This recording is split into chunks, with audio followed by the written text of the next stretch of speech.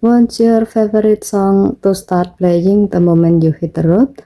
Let's set up your Galaxy S25 Ultra to automatically play your Spotify like song when driving mode kicks in.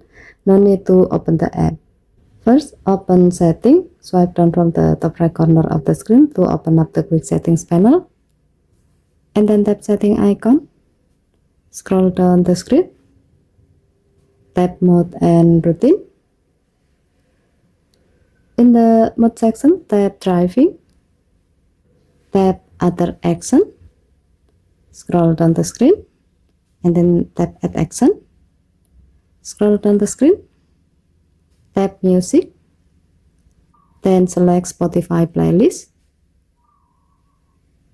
From the list, select like song or any playlist you love. Tap Done button to confirm your selection.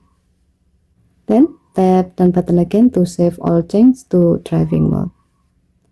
With this setup, now whenever driving mode is activated, whether automatically through Android Auto or manually, your Spotify will start playing your like song playlist right away.